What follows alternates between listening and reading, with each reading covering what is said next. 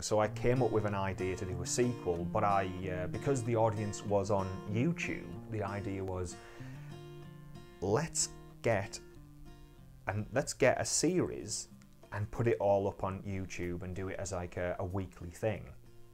And we started to film. And unfortunately, my friend network had become so much smaller because everyone who I'd been at university with had gone back to their respective cities, and to be honest, no one was having an easy time. It was, a lot of people didn't have much money, they couldn't afford to come back up, and I certainly couldn't afford to go down to them.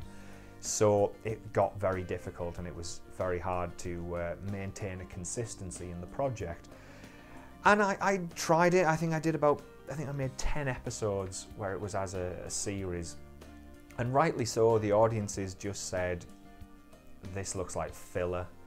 It was this overall opinion that I was building to something that was taking too long to get to, and they were absolutely right. The finale needed to be Jay and Killboots coming up against each other again, and I couldn't get Jay back. I got him up once, and we filmed some great stuff, but it was so hard to get him back. I think Jay at one point had lost his job and found it hard to be able to afford to go from one end of Manchester to the other, let alone come up here and make a film with me. So it was not happening, and the follow-up sequel series, it's fair to say, was a mistake because I wasn't ready and I didn't have the resources.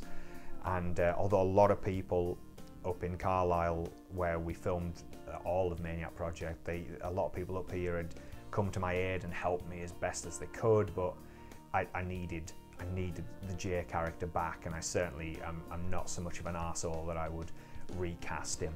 It was his role. It was written for him, but it was his role, and it was written as a joke that he's called, the actor is called Jay, and he's called Jay, and it's all a big in joke, and it was his, and he made it his own, and it was his physique as well. So I did not want to recast him. So it just was a bit of a failure.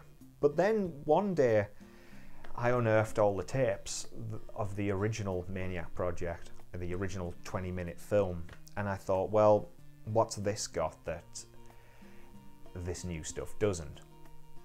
And I looked at it and I thought, well, it looks like I'm wanting to build up to a second Maniac Project, a second fight in the woods sort of scenario. And I thought, well, why can't I take all the footage I've shot for the sequel, re-edit it, redub it where necessary, and splice that onto the beginning of the original Maniac Project, re-edit the original Maniac Project, change the soundtrack, because originally we did not own copyright on a lot of the music, wrote a score for it using various music making programs,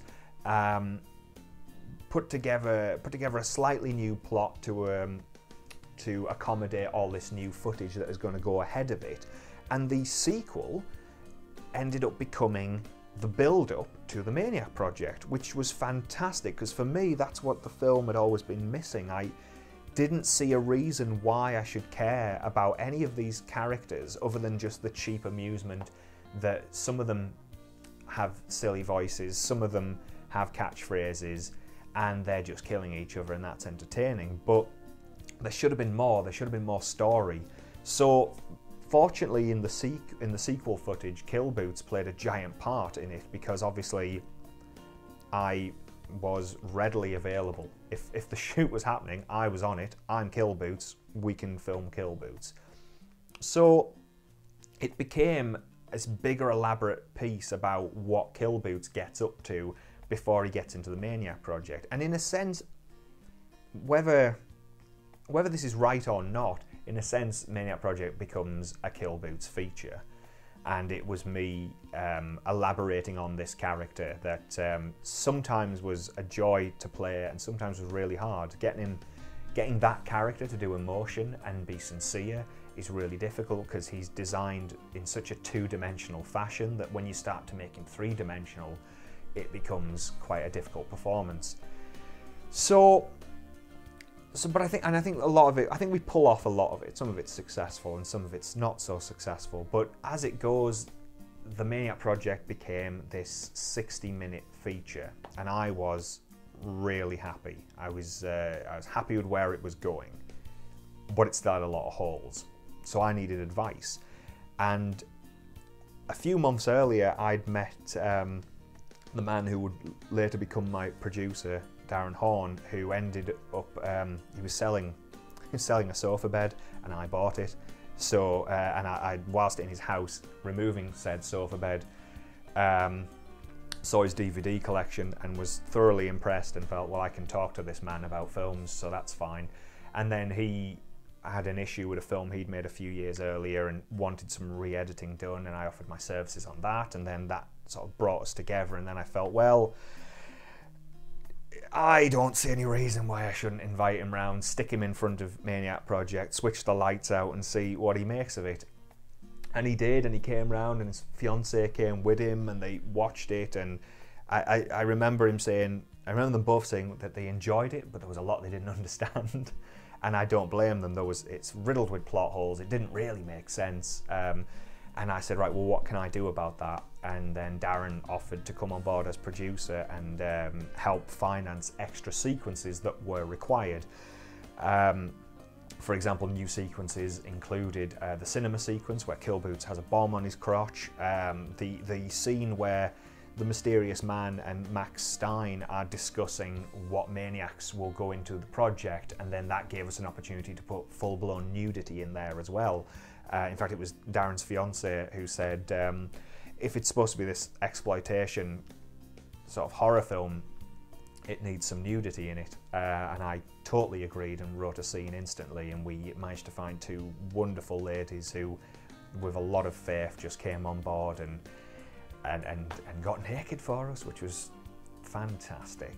So we financed these extra scenes, and then the longer I started to tinker around and re-edit it, new things started to occur. This whole sequence where originally the Jay character is just the Jay character. He walks around with an axe, and I added this little thing because Jay felt, Jay the person felt as a performance.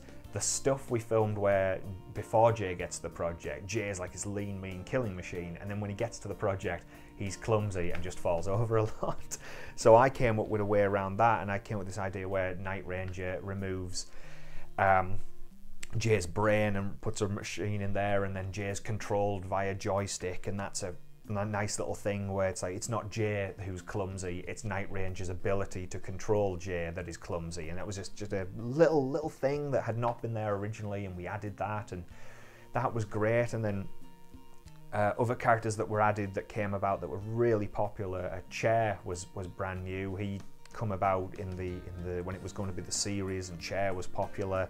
And then Pizza Face was brand new, and he was an absolute joy to play. I loved Pizza Face. I loved the design of the character. I loved everything about what that character was. Great parody of Leatherface in the Texas Chainsaw Massacre, and he was such a fantastic character, and it's a crying shame he doesn't get more screen time. But then as a little side note, the hotel that Pizza Face lives in, we filmed there twice, and then it burned to the ground because tramps lived there. And I think the council wanted to destroy it, basically. So that was the end of that, but we got enough that we could stick him in at the start and the end, so I guess I'm happy with that. More importantly, I suppose Pizza Face is still alive, so if we ever did do an actual sequel, we've got a Maniac right there, just ready to go.